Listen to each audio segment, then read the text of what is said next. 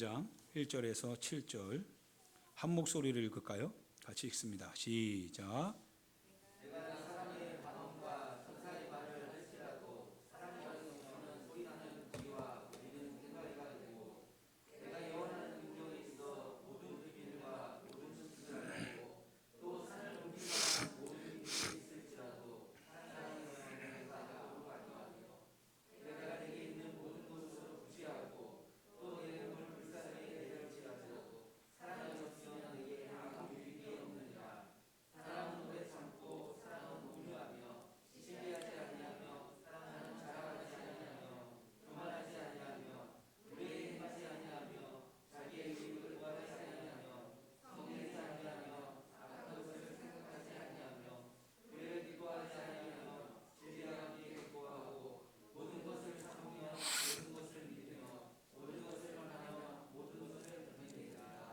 아멘.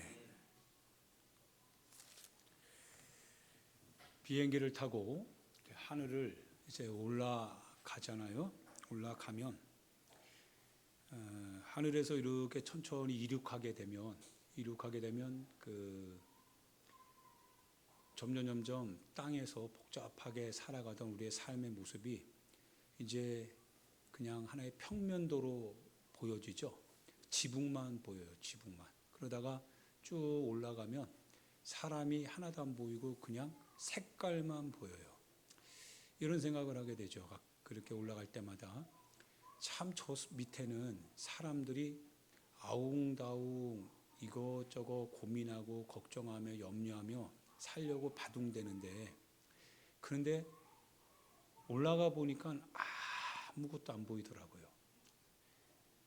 우리 인생이 참 보이지 않는 인생인데, 참 티끌도 안 보이는데, 티끌만도 안 된 거죠. 어떻게 보면 우리 인생이 지금 보면 다 인생인데 하늘로 올라가면 아무것도 안 보이더라고요.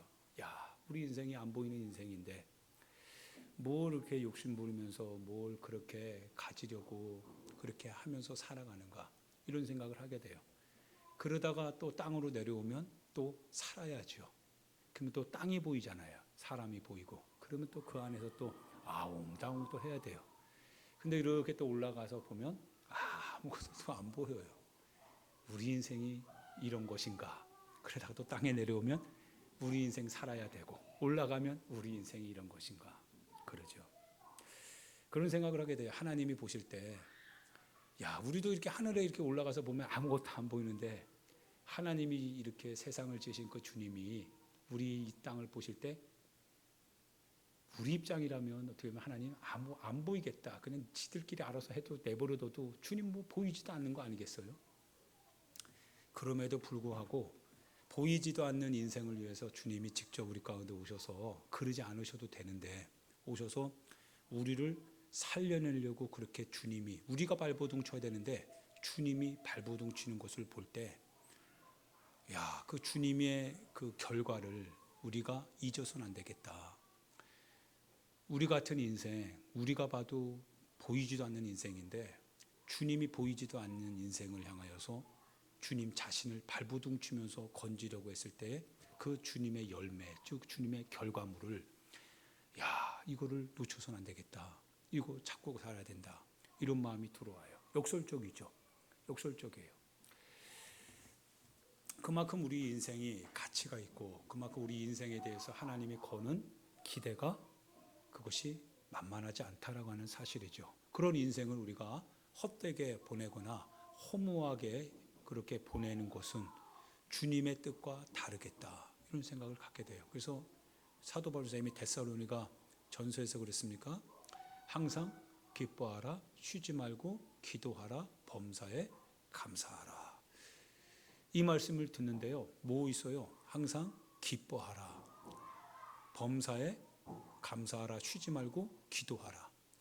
이 세 가지 안에는 불평불만이 없죠. 근심이나 걱정이나 어떤 인생의 어떤 갈등이나 이런 단어가 없어요. 즉 암울하고 먹구름 가득 낀 그런 단어가 없고, 뭐밖에 없어요. 항상 기뻐하라. 기뻐하라라고 하는 단어는 굉장히 긍정적이죠. 쉬지 말고 기도하라. 굉장히 하나의 어떤 진취적이죠. 뭔가 할 수 있다는 하는 희망. 그리고 범사에 감사하라라고 했을 때 모든 것이 하나님의 뜻 안에서 뭐예요? 평안함을 추구하는 거죠. 이것이 그리스도 예수 안에 있는 하나님의 뜻이니라. 너희를 향하신 하나님의 뜻이다. 우리의 삶은 근데 얼마나 우리가 보이지도 않는 인생이 얼마나 많이 불평하고 원망하고 투덜대고 하나님의 뜻에서 돌아서서 우리가 우리의 갈 길을 가려고 또 얼마나 즐기면 즐기겠냐 싶지만은 하나님의 말씀을 어기면서까지 그렇게 육신의 소욕을 이기지 못해서 즐기려고 하고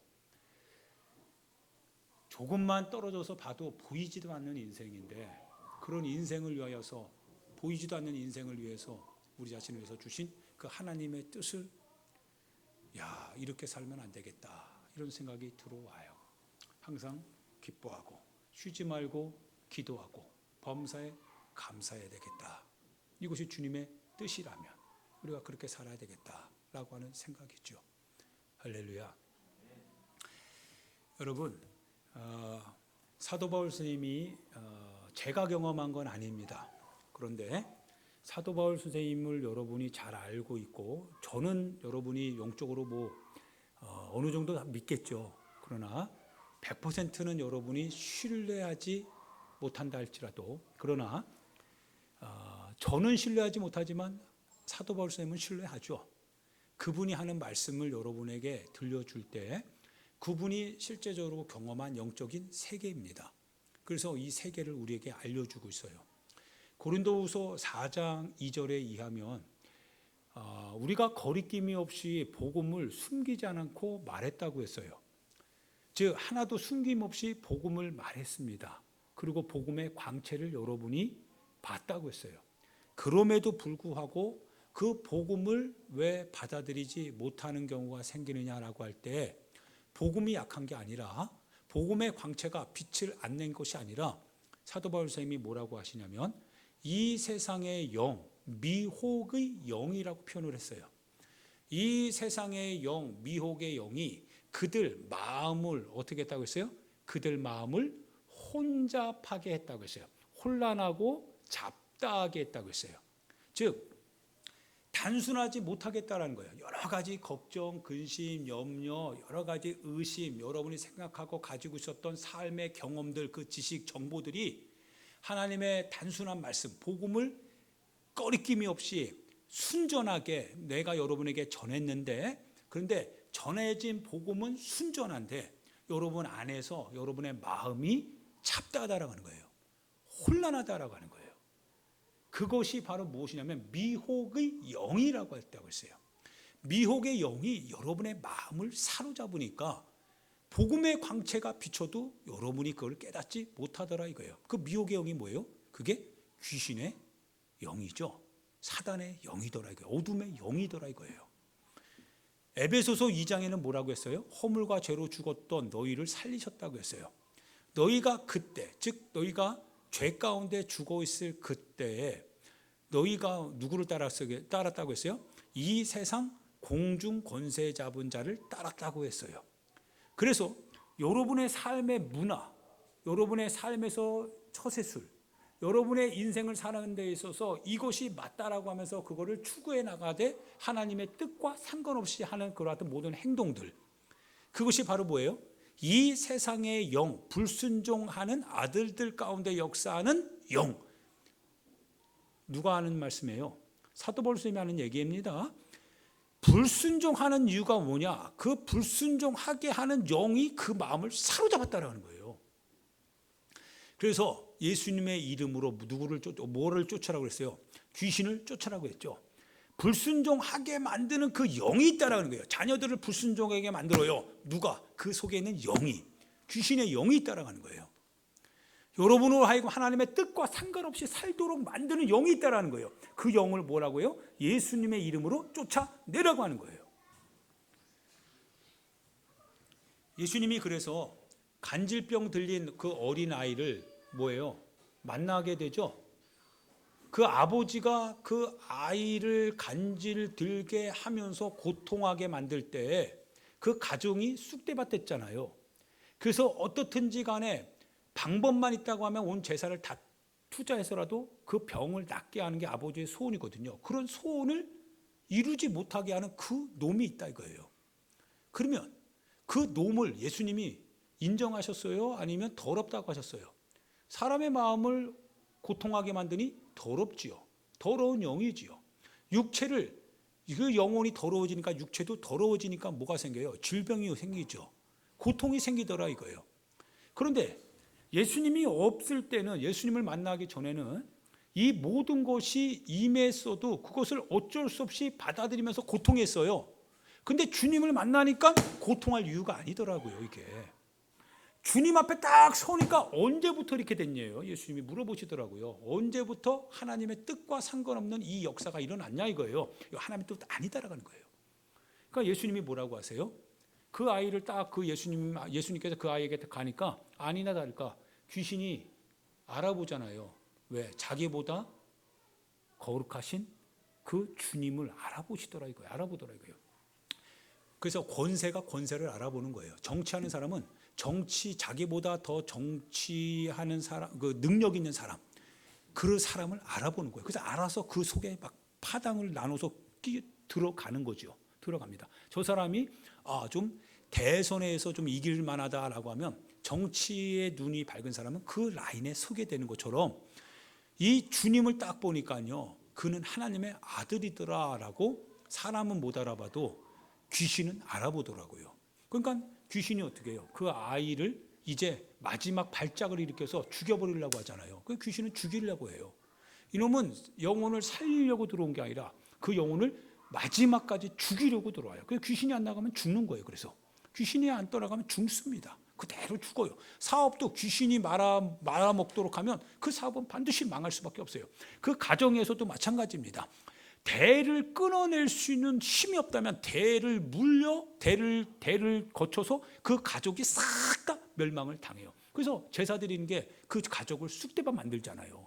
귀신을 받아들이는 그 가족이 쑥대밭 되는 거거든요. 완벽하게 쑥대밭 됩니다. 질병도 뭡니까? 유전된다고 하죠. 그 유전시키는 그놈이 누굽니까? 이게 귀신의 역사거든요. 끊어내야 되죠. 끊어내야 돼요. 그래서 예수님께서 뭐라고 하세요? 예수님께서 그 아이 앞에 딱 서니까 이 더럽고 악한 귀신아, 내가 너에게 명하노니 그 아이에게서 나가고 다시는 들어가지 마라. 이게 주님의 뜻입니다. 그게 주님이 말씀으로 지은 세상입니다. 그래서 그 말씀 앞에, 권세 앞에서 불순종할 수가 없잖아요. 자기보다 능력 있는 분이신데, 자기를 멸하실 수 있는 주님이신데, 그러니까 귀신이 어떻게 합니까? 그대로 떠나가더라 이거예요. 떠나가더라. 오늘 고린도 전서 12장에도 말하는 거죠. 형제들아, 이런 신령한 것에 대하여서 나는 너희가 알지 못하기를 원하지 않는다, 이 말을 해요. 여러분, 하나 얘기를 하죠. 실은 저희 교회를 여러분이 한번 생각해 볼 때, 제가 저희 사모도 지금은 이제 약간의 이제 하나님께서 은혜 주셔서 이렇게 재정적인 공급을 하나님이 열어 주신 건 사실이에요. 그런데요, 만약 저희 사모나 저나 저희 교회가 아니면 살 수 있는 방법이 없죠. 여러분 한번 생각해 보세요. 목회자가 살 수 있는 방법이 어디 있어요? 교회 아니면 방법이 없어요.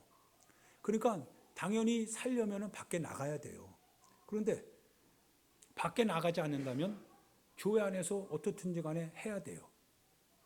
근데 여러분 한번 생각해 보세요. 우리 교회를 한번 쭉 생각해 볼 때, 여러분 가정을 돌아다 보면 가정에 그냥 소소하게 들어가는 것뿐만 아니라 대소사 이렇게 생각하다 보면 여러분 계산이 나오죠. 교회도 그냥 되는 거 아니거든요. 교회도 마찬가지입니다. 그러면 이제 고난이 와요. 목회자가 고난이 와요. 왜? 교회가 열악하니까 어쩔 수 없어요. 그러면 그 고난이 왔다고 해서요, 그 목회자가 돈 때문에 막 걱정하고 근심하고 불평하고 원망하고 힘든 건 힘들어요. 그런데 힘든 것 때문에 막 불평하고 원망하고 그러면 되겠어요?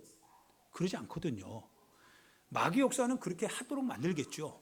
만들 겁니다. 그래서 여러분들을 이렇게 머릿수를 이렇게 세게 하고 막 이렇게 막 계산하게 하고 막 그래요. 그러다 보면 계산이 안 떨어지면 그러면 뭐예요? 목회자가 싹군이 되는 거예요. 그럼 나가고 막 그래요. 그런데 주님의 뜻은 그게 아니거든요. 근데 삶은 뭐예요? 삶은 조여 들어와요. 허리띠를 막 조이되 막 조이는 것 같아요. 조인다고 해서 그렇다고 해서 우리가 일반 사람들처럼 똑같이 그러느냐? 아니, 그러지 않아요. 그러지 않습니다. 그렇다고 자녀들이 요구하는데 자녀들이 부모 생각하지 좀 생각은 하지만 그러나 생각하는 것도 수준 정도가 있죠. 얘네들은 써야 될 것이 분명히 있거든요.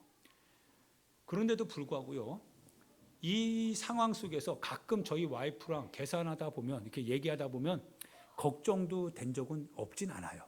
그러다가 때로는 마음이 속상할 때도 많이 있었고요. 저희 사모도 그렇고.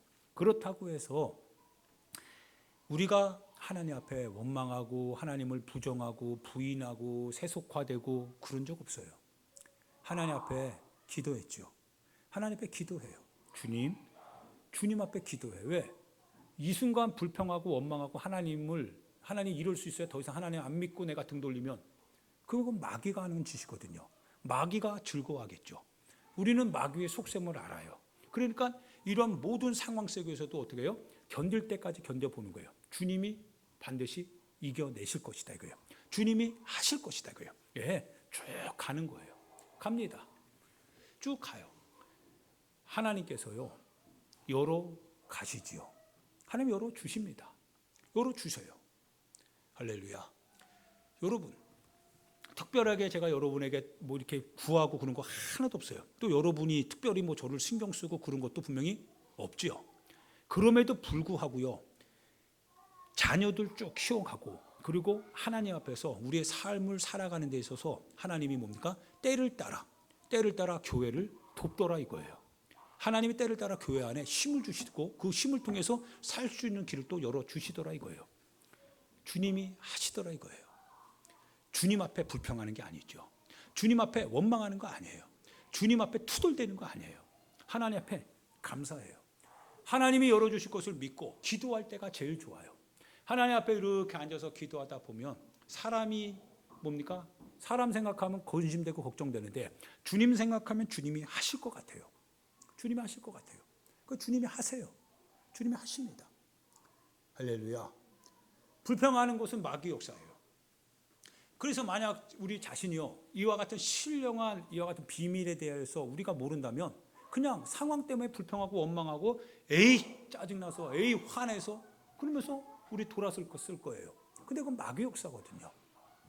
끄는 그대로 끌려가는 것은 마귀 역사입니다. 그놈이 끌어갈 때 이것이 주님의 뜻인지 이게 마귀의 뜻인지 그걸 알아야 될 거 아니에요. 그게 신령한 거죠. 그래서 그걸 끊어내는 게 신령한 자잖아요. 그래서 기도하니까 그게 아닌 것을 알게 되어 하시더라 이거예요. 그러면 끊어내죠. 할렐루야. 끊어내면 이기는 거예요. 근데 끌려가면 뭐예요? 끌려가면 혼통 가정이 그다음부터 어떻게 되겠어요? 그냥 걱정 근심되고 자녀들에게 막 화를 내고 막 그러지 않겠어요? 되는 거 하나도 없겠죠. 그런데요, 하나님 앞에 기도할 때마다요, 마음에 평안을 주시고 믿음으로, 그리고 애들에게 소망을 줘요. 너희들 믿음 가져야 된다. 돈은 잠시 잠깐이다. 삶의 어려움은 잠시 잠깐이다. 그러나 하나님이 이거 해결해 주실 때는 네가 이런 삶 속에서 어떤 과정을 가지고 네가 이것을 이겨냈는지 그 이기는 그 모습을 주님이 딱 보실 때 또 그릇 만들기 위한 것이다. 이런 희망을 만들어 가시는 거죠. 할렐루야. 그러니까 끌려가지 않아요. 끌려가지 않아요. 때가 딱 되니까요. 연말이 되니까 저희 사모를 통해서 하나님이, 물론 저 친구가 몸이 혼자 다 감당해야 되겠지만 하나님께서 귀를 열어주세요. 재정의 문을 열어주시더라 이거예요. 할렐루야. 주님이 하시는 거예요. 여러분, 주님의 뜻대로 사셔야 됩니다. 악한 자의 역사가 있다는 것을 반드시 알고 악한 자가 끌고 가는 대로 끌려가면 죄만 남아요. 그래서 사도 바울 선생님이 뭐 하지 말라고 했어요? 죄 짓지 말라고 했어요. 죄 짓지 마라. 죄 짓지 마라. 절대적으로 죄 짓지 마라. 그래서 고린도전서 15장에 보면 뭐라고 해요? 제가 한번 읽어보도록 하죠. 여러분 같이 한번 읽어볼까요? 15장 33절 34절 같이 읽어봅니다. 시작.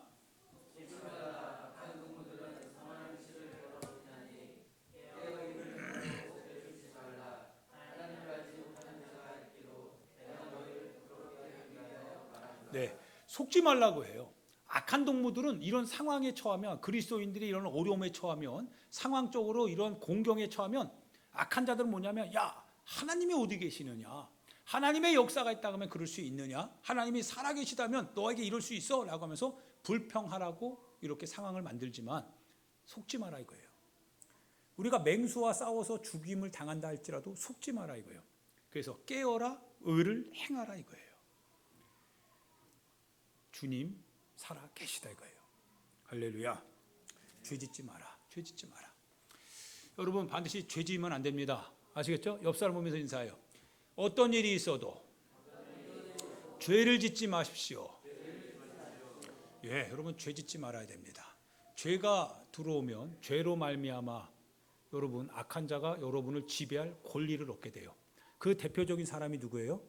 나단이 누구에게 왔어요? 다윗에게 왔죠. 다윗에게 와서 다윗이 우리아의 아내 밧세바를 범하고, 그리고 범하기 위하여서 그래서 우리아를 죽여버리죠.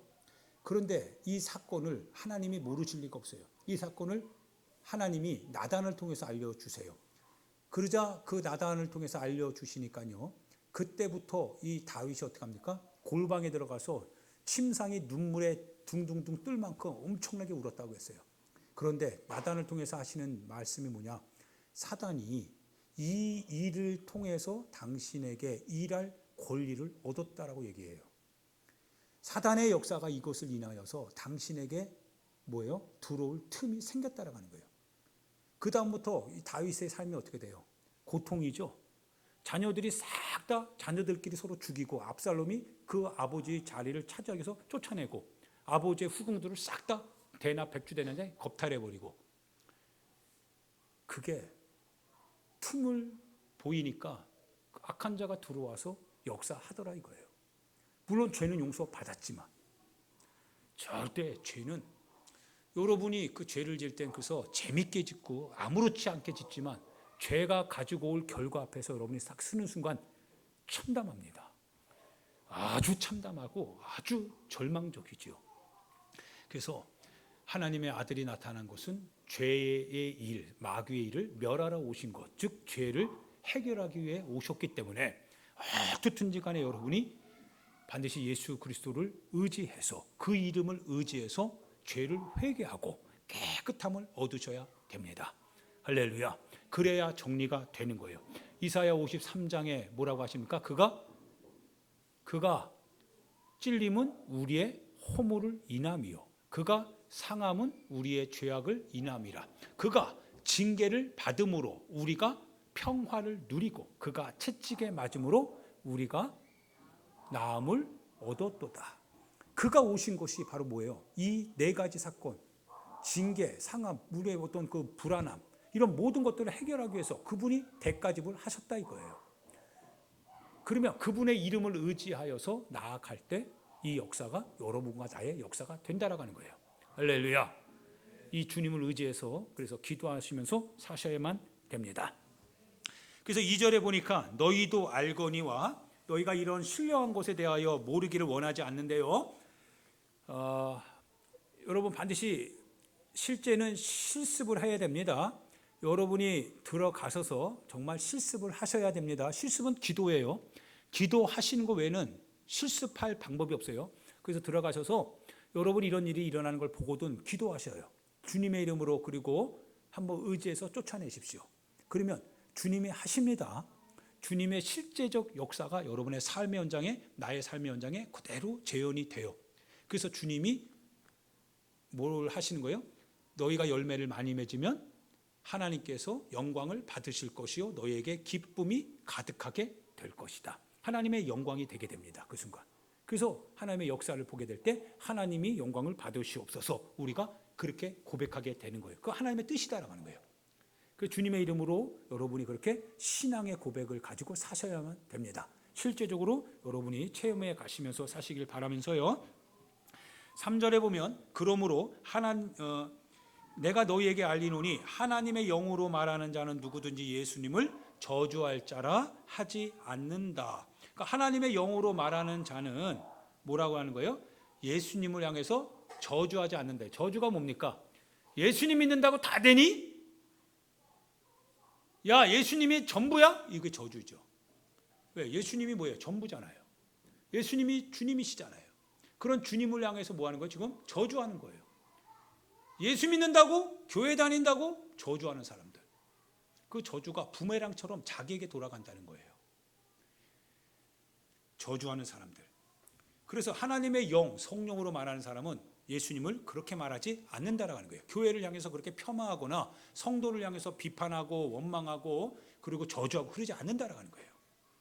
성령으로 또한 아니하고는 누구든지 예수를 주시라 할 수 없으니, 그러니까 성령으로 아니하고서는 모든 상황에 대하여서 예수님을 인정할 수 없다라는 거예요. 어려움이 오고 고통이 오고 상황의 여건이 좀 녹록치 못해도 성령으로 하지 아니하면 그 상황 앞에 우리는 절망할 수밖에 없지만, 그러나 성령으로 할 수 있다면 그런 상황 속에서도 예수님이 우리의 주님이십니다라고 고백하고 그 상황을 이겨낼 수 있다라는 사실입니다. 그러니까 성령님은 강하게 하신다는 거죠. 우리를 견고하게 해 나가신다는 거죠. 그러면서 뭐라고 하시니, 이제 여러분이 반드시 해 나가야 될 일이고 여러분이 가져야 될 일들입니다. 자, 은사라고 하는 거예요. 은사는 뭐예요? 선물이죠. 은사는 선물입니다. 은사는 여러 가지다. 은사는 여러 가지입니다. 그러나 성령은 같다. 잘 기억하셔야 돼요. 은사는 여러 가지이지만 성령은 뭐예요? 한 분이시다라고 하는 거예요. 그리고 직분, 여러분이 맡은 직분은 여러 가지나 그 직분을 주시는 주님은 한 분이시다라는 거고, 사역, 일하는 여러 가지 다른 사역, 역할들은 다양하지만 그러나 모든 것을 모든 사람 가운데서 이루시는 그 하나님은 한 분이시다. 즉 하나님의 뜻과 목적을 위하여서 사역을 한다는 거예요. 예, 제가 여러분 목회자의 일을 합니다. 목회자의 일이 뭔가 절대적인 건 아니죠. 목회자의 일이 내 자신을 위한 일만은 아니죠. 제가 목회자의 일을 감당하면서 여러분의 설교하고 신방하고 교회를 돌봅니다. 무엇을 위해서 돌보는 거예요? 내 자신의 사업 아니죠. 무엇입니까? 주님의 공동체죠. 주님의 교회 공동체를 위해서 내가 그 역할을 감당한다는 거예요. 여러분 오늘 교사 스승의 날을 이제 기념해서 같이 하는데요. 선생님들 계시죠? 선생님들은 선생님 자신을 위하여서 뭡니까? 할 뿐만 아니라 실은 그 사역을 통하여서 뭘 하는 거예요? 주님의 교회 공동체를 세워가는 거죠. 역할은 다 다르다 이거예요. 그리고 맡은 직분도 다르죠. 그러나 목적과 방향은 하나를 향합니다. 무엇을 향하고 있어요? 하나님의 뜻과 하나님의 목적을 향하여 나아가고 있는 거죠. 그러니까 우리 각자가 다들 뭐예요? 상대적으로 다를 수는 있지만 그러나 다르다고 해서 다른 것이 절대적이 될 수 없다라는 거예요. 만약 다른 것이 절대적이라고 한다면 너 왜 그렇게밖에 못해? 너 왜 그 정도밖에 너 안 되니? 너 가지고 있는 능력이 그 정도니까 너 수준이 좀 낮다 이렇게 얘기할 수 있죠. 절대적인 거니까 90점 맞은 애가 70점 맞은 애한테 야 좀만 더 공부해라. 너 공부 못하니까 그 정도밖에 안 된 거야. 이런 거거든요. 20점 더 안 맞은 건 공부를 못한 거니까. 왜? 절대적인 기준이 뭐예요? 점수제로. 그런데 하나님의 역사는 다르더라 이거예요. 인간의 눈으로 봤을 때는 각각 다양하기 때문에 야 내게 있는 것이 너 거보다 좀 나은 거 아니냐? 야 내게 있는 것이 너 거보다 조금 더 나은 거 아니냐? 이렇게 평가할 수도 있고 평가절하할 수도 있겠지만 그러나 주님의 목적과 주님의 방향을 위하여서 나아가는 은사이기 때문에 그 일이 뭐예요? 그건 하나님의 역사를 위해서 하는 거야. 네가 그 역할을 그만큼 맡은 것은 다 하나님의 일을 위하여서 맡은 거고 내가 요만큼 맡은 것도 내가 하나님의 일을 위해서 맡은 거야. 우리가 하는 이 모든 것이 하나님의 일, 하나님의 목적, 하나님의 뜻과 벗어나 있다면 야 그거는 주님과 상관없어. 그러나 내가 적고 많고 떠나서 그것이 하나님의 뜻과 하나님의 일, 하나님의 목적을 위하여 나아가는 것이라고 한다면 우리는 다 대소에 상관없이 다 중요한 거야. 은사라고 하는 거예요. 즉 교회가 왜 분열되냐? 자기 자신이 절대적이기 때문에 분열되는 거예요. 내 자신, 내가 생각하고 있는 거, 내가 가지고 있는 거, 내가 가지고 있는 지식, 내 위치 이것이 절대적일 때 상대방이 뭐예요? 상대적으로 평가절하되는 거죠. 그런데 너희들이 받지 않은 게 어디 있어요? 여러분 스스로 그것을 태어날 때 가지고 나왔나요? 아니죠. 주님이 다 주신 겁니다. 주님이 주시는데 그러면 주신 자가 믿음의 분량에 따라 주셨을 거 아니에요. 믿음이 더 뭡니까? 받을 그 감당할 수 있다고 한다면 더 많이 주셨을 것이다 이거예요. 여러분 잘 기억하셔야 돼요. 맡은 것이 많을수록 좋겠어요? 아니면 더 불편하겠어요? 육신적으로 봤을 때 더 불편합니다. 불편해집니다. 능력이 많을수록 여러분 더 행복하겠어요? 아니면 육신적으로 봤을 때 좀 뭡니까? 자기의 삶을 돌아보지 못할 만큼 좀 이렇게 여건이 좀 녹록치 않겠어요? 능력이 많을수록 끌려다니는 데가 많겠죠. 능력이 많을수록 자기 시간이 없어요. 여러분 하나님의 뜻 안에서 믿음의 분량을 따라 부름을 받았을 때 그 믿음의 분량이라고 하는 것은 자기 자신의 육신의 소욕을 위한 분량이 아니다라고 하는 거예요. 하나님의 나라와 하나님의 역사를 위해서 내가 뭡니까? 더 많이 해야 된다라고 하는 거예요.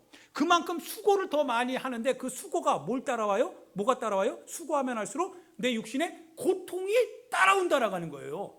그러니까 능력이 많을수록 육신의 고통을 이겨야 된다라고 하는 거죠.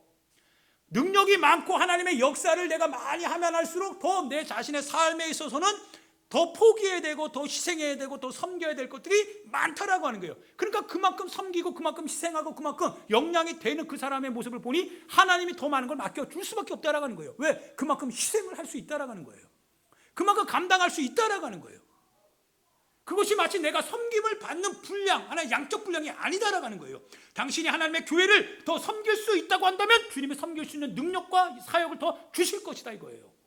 왜? 받으면 받을수록 더 그는 최선을 다해서 충성할 거니까요. 충성하면 할수록 육신적으로는 고통을 받을 수 있지만 그걸 견딜 수 있을 사람이니까요. 우리는 하나의 자본주의 논리, 하나의 어떤 계층적 논리, 차별적 논리로 우리는 이것을 다뤄서는 안 된다는 거예요. 다 주님의 뜻과 주님의 목적과 방향을 향하여서 다양하지만 그러나 그 주님 안에서 우리는 하나일 수밖에 없다라는 사실이죠. 그게 은사입니다. 그 은사가 뭐예요? 각자의 삶을 유익하게 할 뿐만 아니라 그 은사를 통하여서 공동체가 유익하게 된다는 거예요. 그럼 이거를 깨는 놈이 누구예요? 고린도 교회 이것을 방해했던 놈이 누구예요? 이것을 분열을 조장해서 은사를 가지고 개별적인 하나의 이익의 도구로 쓰게 만들어서 당파짓게 만들고 원망하게 만들고 지들끼리 뭡니까? 서로 내가 좋니 네가 좋니 네가 나으니 내가 나으니 라고 하면서 분열짓게 만들었던 그놈이 누구예요? 그게 거짓 선생들이죠. 거짓 선생들이 들어와서 교회를 완전히 쑥대밭내게 만들었던 거예요. 그리고 그들이 미혹의 영에 휩싸이니까 미혹돼 가지고 거기에 끌려가는 대로 끌려간 거고요. 그래서 사도 바울 선생님이 얘기해 주는 거예요. 신령한 일을 내가 너에게 말해야 되겠다 이거예요. 그러면서 13장에 뭐라고 해요? 13장에 내가 사람의 방언과 천사의 말을 할지라도, 이 말이 뭡니까? 고린도 교회가 지금 은사 가지고 지금 장난하고 있다 이거예요. 서로 교회 안에서 네가 맞니 내가 맞니 내가 높으니 네가 이게 아니라 아무리 네가 사람의 방언을 많이 하고 수십 개 국어를 하고 수백 개의 그와 같은 하나님의 방언을 한다 할지라도 또한 천사의 말을 하고 그러나 뭐가 없으면 사랑이 없으면 그게 무슨 소용이냐? 네 자신만 드러날 텐데 네 자신 하나 이기지 못하면서 네가 그 은사를 가지고 있다고 말할 수 있겠냐 이거예요. 하나님이 우리 가운데 주셨을 때는 하나님 자신을 우리 가운데 주셔서 우리가 생명을 얻은 건데, 또는 네 자신 하나 누군가에게 주지 못한 채 네 자신을 위해서만 그렇게 산다면 그게 무슨 은사냐 이거예요. 단지 탐욕이지, 욕심이지. 사랑이 없으면 울리는 꽹과리야, 소리나는 구리에 불과하다 이거예요. 내가 예언하는 능력이 있어요. 예언하는 능력이 여러분 각자 다 있다고 했어요. 이번 주 수요일 날 이제 하나의 어떤 예언하시는 실제적인 사건을 여러분이 이제 보게 될 거예요. 어떻게 하나님께서 여러분의 삶을 예언으로 이끌어 가시는지를 만약에 제가 보았던 그대로라고 한다면 여러분에게 보여주실 거예요. 자, 예언하는 능력이 있습니다. 그리고 모든 그 예언하는 능력을 통해서 비밀을 알게 되죠. 모든 비밀을 주님이 계시 가운데 보여주십니다. 좋아요. 비밀을 아니까 얼마나 흥분됩니까? 지식을 가지고 있어요. 그 사람의 앞으로 당할 일들에 대한 지식을 하나님이 나에게 주세요. 지식이 있습니다. 또한 지혜가 있어요. 지혜가 있으니까 그거를 어떻게 해결해 나갈지 사람들에게 얘기하면 그 지혜를 통하여서 사람들이 막 나를 높여줄 수도 있어요. 얼마나 좋아요. 그런데요, 만약 이 모든 것이 있을지라도 뭐가 없으면요, 사랑이 없으면 아무 것도 아니다라는 거예요. 그게 무슨 의미가 있냐고요. 사랑이 없다면. 내가 내게 있는 모든 것으로 여러분 구제를 합니다. 자기가 가지고 있는 모든 것으로 사람을 구제하고 내 몸을 뭡니까? 불사르게 믿음을 갖고 나는 끝까지 갈 거야. 불사르게 내줄지라도 사랑이 없다면, 그 뜻은 뭐예요? 사랑이 없다면이라고 하는 건 뭐예요? 즉 그분의 몸된 교회를 향한, 그분의 성도들을 향한 그 사랑의 발로가 이루어지지 않고 단지 네 자신을 드러내는 믿음이요, 네 자신의 능력을 발휘하려고 하는 그 같은 영웅 심리라고 한다면, 그래서 만약 그것이 이루어졌다 할지라도 그게 무슨 의미가 있냐 이거예요. 왜? 주님은 우리 가운데 오실 때 사랑을 가지고 오셨을 뿐이다 이거예요.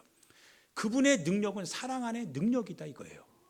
그런데 그 사랑은 부재한 채 너 자신만 드러난다고 한다면 그것이 아무리 큰 능력이라 할지라도 아무 의미 없다 이거예요. 그래서 고린도 교회가 사랑이 없이 은사만 있다 보니까 교회끼리 어떻게 됐어요?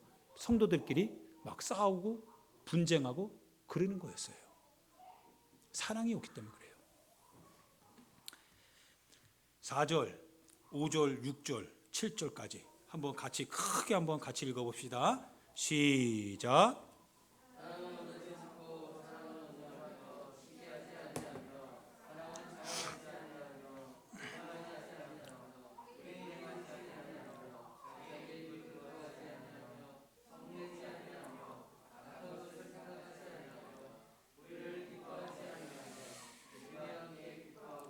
모든 것을 참으며 모든 것을 믿으며 모든 것을 바라며 모든 것을 견디느니라. 아멘. 참 저도 그렇지만 아마 여러분도 많이 고민도 있고 갈등도 있고 그럴 것이라 생각됩니다. 그런데 그 순간을 잘 넘어가서 한번 이렇게 내 자신을 돌이켜 보면, 저 이제 교회에서 이렇게 기도하잖아요. 이렇게 생각해 보면 참 부질없다, 그러면서 부끄럽다라고 하는 생각이 확 들어와요. 사모한테 뭐 화낼 때도 그렇고 자녀들한테 화낼 때도 그렇고, 그리고 막 욕심 부릴 때도 있고, 막 상대적 박탈감을 느낄 때. 그런데 그 순간에 그거를 이제 경험하잖아요. 마음에서. 그동안에서 이제 주님 앞에 딱 서면, 그래서 너 어쩔 건데, 그런 거 있잖아요. 그래서 네가 가졌다고 한들 네가 어쩔 건데, 어차피 육신이 끝나면 다 끝나는 거 아니겠어요? 보니까 아무것도 아니더라고요. 뭔가를 많이 내 주머니에 넣어도 그거 내용과 아무 상관없더라고요. 사람들이 나를 막 박수 쳐주고 높여줘도 그거 내용하고 아무 상관없더라고요. 아무 상관없는데 그것 때문에 이렇게 그 순간 내 자신의 어떤 감정, 내 자신의 어떤 마음, 그거를 내 스스로 이기지 못해서 그 사람을 원망하고 그 사람에게서 뭡니까? 때로는 불평하고 내가 왜 이런 사람밖에 안 돼요라고 하면서 내 자신에 대해서 학대하고, 그럴 때마다 그래서 아무것도 아닌 것 같고 내 자신을 그렇게 대할 때, 야, 사랑이 없구나, 내가 이거를 느껴요. 사랑이 없구나. 수요일 날도 말씀드렸지만 저희 사모랑 저랑은, 저는 좀 너는 좀 이렇게 냉정한 사람인 것 같아요. 속은 그렇지 않아요. 속은 따뜻해요. 그죠? 속은 따뜻한데, 그런데 이 긴장감만 돌면 저는 냉정해져요. 차갑게 돼요. 근데 속은 그렇지 않거든요. 그럼 그것 때문에 막 고통해요. 그래서 예를 들어 이제 저는 그 질서 막 이런 거 있잖아요. 그거에 대해서 민감하게 반응해요. 상식. 그 선을 넘어가면 민감해져요. 그러면 막 분노가 나와요. 그러니까 저희 사모가 저한테 얘기할 때, 그런 자식이 있어? 막 그랬거든요. 아니 그런 놈이 있어? 그거 그냥 완전 그냥 죽여. 조선 놈들은 죄송합니다. 예전에 우리 저희 형님이 하는 얘기야. 조선 애들은 맞지 않으면 그냥 끝까지 오른대요. 그러니까 야, 한번 따끔하게 한번 본때를 보여줘. 지금 제 친구도 또 그런 친구가 있어요. 이 친구한테 한번 걸리면 완전 걔 따댑니다. 무서운 애예요. 그 전 무슨 목사님이라고 있어요. 근데 제 안에도 그런 게 있는 거예요. 그랬더니 저희 사모가 난 당신한테 괜히 얘기했어. 그럴 의도로 얘기한 게 아닌데. 근데 그 너의 내 트라우마 있잖아요. 질서, 어떤 상식. 그러니까 거기에 대해서는 내가 냉정해져요. 냉정해지고 사람이 차갑더라고요. 그러면서 야, 내가 목회할 게 아니라 박미영 사모가 목회했어야 되는데 이런 마음이 들어. 막 그 상대적으로 그런 거 있잖아요. 나 같은 인생을 왜 주님이 이렇게 냉정한 인생을, 사람 하나 끌어안지 못하는 인생을 왜 이렇게 그렇게 만들었을까? 목회하고 있을까? 이런 생각, 그런 거. 그래도 뭐 주님의 뜻이 있지 않겠어요? 저 친구가 잘하는 게 있으면 못하는 거 있을 거 아니겠어요? 내가 그런 점에서 못하면 또 잘하는 점 있을 것이고요. 최영미 사님 맞죠? 그러지 않겠어요? 그래서 부부가 되고, 그래서 하나의 가정을 이루고, 또 우리 교회도 마찬가지죠. 하늘을 이렇게 올라가서 땅을 보면 참 아무것도 아니죠. 그런데 땅에서 보면 사람이 보이다 보니까, 살아가야 될 내 인생이 보이다 보니까 아무것도 아닌데 그것 때문에 고통하는 내 모습을 보면서 참 고통스럽더라고요. 내가 고통스럽더라고요. 그래서 사도 바울님이 말씀하시는 것 같아요. 사랑이다. 사랑이 최고의 은사다. 사랑이 없으면 아무 유익 없고 아무것도 아니다. 사랑이다. 네가 산을 옮길 만한 믿음이 있고 많은 비밀을 알고 모든 지식을 가지고 있는 엄청난 예언자라고 할지라도 한 사람을 사랑하지 못하는, 주의 공동체를 사랑할 수 없다고 한다면, 그래서 결국 너로 말미암아 예를 들어 파당이 나눠지고 네 자신이 끌어안지 못해서 그래서 어려워진다면 그것이 과연 무슨 유익이 있고 무슨 도움이 되겠냐 이거예요. 사랑이 없으면 아무것도 아니다. 그래서 사도 바울 선생님이 그 얘기를 고린도 교회 성도들에게 하고 있는 거예요. 할렐루야. 여러분 따라해 봅시다. 사랑이 최고의 은사입니다. 가장 신령한 것은 내 자신이 사랑할 때입니다. 할렐루야. 우리 같이 말씀을 생각하면서요, 하나님 앞에 기도합시다. 여러분, 제 얘기를 할 때 여러분도 똑같은 마음이 있죠. 그런 마음을 여러분도 다 있는 줄 압니다. 여러분, 사랑이 없으면 아무것도 우리는 할 수 없습니다. 사랑이 없으면 유익한 것 같지만 아무 유익 없습니다. 사랑하셔야 됩니다. 사랑은 오래 참고, 사랑은 여러분 항상 우리로 하여금 견디게 하고 소망 가운데 품게 합니다. 사랑만이 마지막까지 남는 성품이라고 하셨습니다. 그래서 주님은 사랑의 주님이시다, 이렇게 얘기하고 계십니다. 사랑할 수 있는 여러분과 사랑할 수 있는 제가 되기를 부탁드립니다. 이 시간 우리 같이 주여 한번 부르고요, 주님 안에서 사랑할 수 있는 사람 되게 해 주옵소서. 악한 자가 끌고 가는 대로 끌려가는 인생이 아니라 주님의 뜻을 따라 나를 핍박하는 자를 위해서 기도하고, 나와 원수된 사람을 위해서 내가 그를 사랑할 수 있는 사람, 원수의 머리 위에 숯불을 놓을 수 있는, 사랑의 숯불을 놓고 그를 감동시킬 수 있는 사람이 되게 해달라고 우리 같이 주여 한번 부르고요, 하나님 앞에 기도하도록 하겠습니다. 기도합니다. 주여, 하나님 아버지 은혜와 사랑을 감사합니다.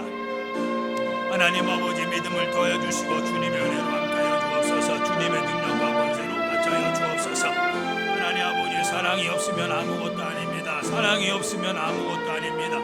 하나님 사랑이 없으면 아무것도 아닙니다. 하나님 아버지 사랑만이 하나님 아버지 우리로 하여금 이기게 하는 신령함입니다. 아버지의 사랑으로 이겨야 됩니다. 사랑으로 이겨야 됩니다. 사랑으로 이겨야 됩니다. 하나님 아버지 악한 자 마귀 사단 귀신의 역사를 이기는 것은 아버지 성도를 향한 사랑입니다. 하나님 아버지 성도를 사랑하고 교회를 사랑하고 하나님을 사랑할 때 악한 자 마귀 사단 귀신의 역사가 어떤 수단을 가지고 들어와도 사랑이 내 안에서 식지 않는다면, 사랑이 내 안에서 끊어지지만 않는다면 하나님 주님 이길 수 있습니다. 하나님 아버지 사랑이 아버지 세계를 이기는 아버지 힘입니다. 오직 사랑만이 하나님 세상을 이깁니다. 아버지 오직 사랑을 하게 하여 주옵소서. 하나님 사랑으로 승리하게 하소서. 사랑으로 승리하게 하소서. 사랑으로 승리하게 하소서. 사랑으로 승리하게 하소서.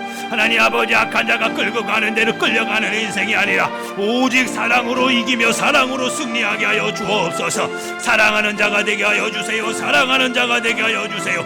하나님 아버지 비천한 종 이근철이 하나님 불쌍히 여겨주셔서 하나님 내 속에 감춰져 있는 아버지 하나님과 같은 하나님 아버지 냉정한 아버지 마음을 용서하여 주시고, 냉정한 아버지 자세를 용서하여 주시고, 냉정한 아버지 하나님 내 모습을 용서하여 주시고, 하나님 아버지 사랑하게 하여 주세요. 하나님 아버지 경직되지 않게 하여 주시고 사랑하게 하여 주세요.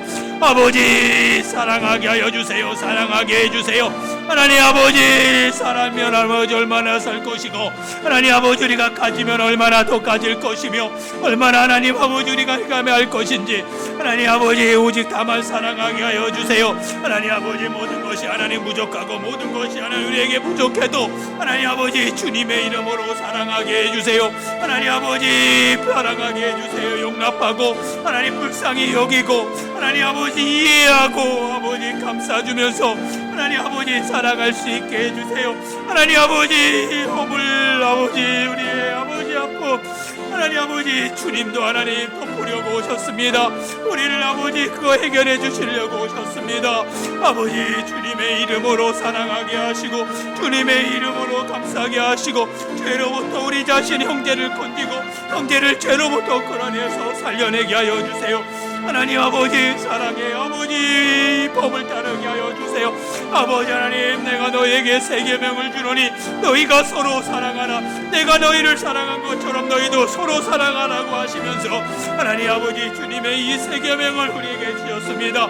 아버지 사랑하는 사람들 되게 도와주세요. 저가 하나님 더 성도를 사랑하게 해주세요. 더욱더 성도를 사랑하는 목사가 되게 도와주세요. 더욱더 성도 한 사람을 사랑할 줄 아는 아버지 목자가 되게 해주세요. 성도를 사랑할 줄 아는 목자 하나님 아버지 어린아이로부터 아버지 모두 권사님 이르기까지 하나님 아버지 사랑하게 해주세요. 사랑하게 해주세요. 하나님 교회를 사랑하고 주의 말씀을 사랑하고 아버지 성도를 사랑하고 서로 사랑할 수 있는 아버지 그러한 사람 되게 해주세요. 주님의 은혜 가운데 살아가는 주의 백성, 주님의 은혜 안에서 살아가는 주의 종, 주님의 은혜 가운데서 움직여가는 주의 종, 아버지 사랑을 아버지 배우고 사랑을 아버지 실천하고 사랑을 성취해 나갈 수 있는 주의 사람 되게 해주세요. 하나님 아버지 믿음을 주세요. 아버지 사랑이 없으면 아무것도 안 되고 사랑이 없으면 아버지 아무것도 유익한 거 없습니다.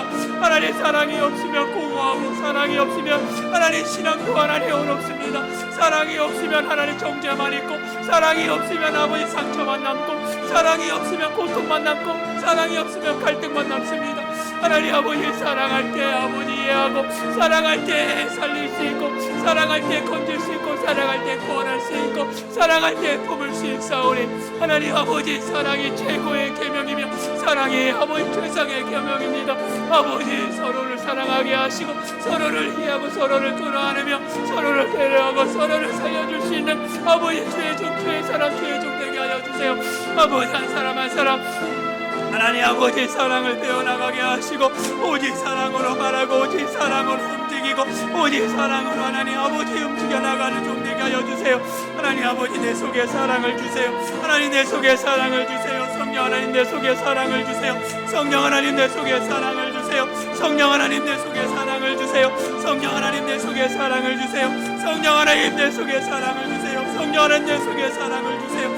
성령 하나님 내 속에 사랑을 주세요. 성령 하나님 내 속에 사랑을 주세요. 성령 하나님 내 속에 사랑을 주세요. 성령 하나님 내 속에 사랑을 주세요. 성령 하나님 내 속에 사랑을 주세요. 성령 하나님 내 속에 사랑을 주세요. 성령 하나님 성령 하나님 내 속에 사랑을 주셔서 오직 하나님께 영광을 돌리며 아버지 앞에 감사하고 아버지 하나님의 뜻 가운데 온전히 믿음으로 주님의 은혜로 믿음 안에서 나아가게 하여 주세요. 하나님 아버지 사랑을 통하여 하나님의 아버지 법을 배우게 하시고 하시고 사랑을 통하여서 하나님의 아버지 우리 가운데 일하시는 것을 아버지 우리가 깨닫게 하여 주옵소서.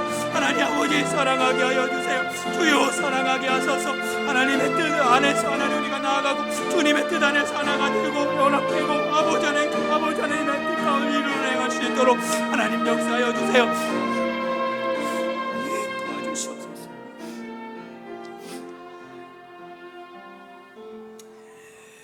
하나님 아버지 은혜와 사랑을 감사합니다.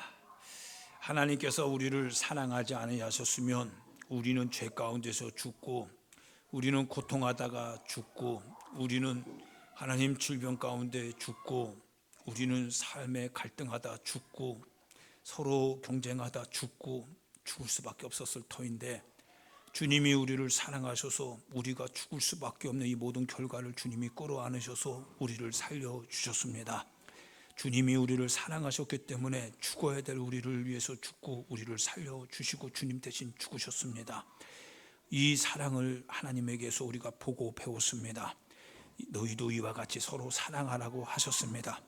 모든 은사는 사랑 속에 아버지 힘을 발휘합니다. 사랑을 통하여서 은사는 비로소 하나님 은사가 될 수 있습니다. 역사하여 주셔서 오늘 우리 교회가 오늘 우리 성도들이 한 사람 한 사람 사랑하게 해 주옵시고 이해하고 포용하고 긍휼을 같이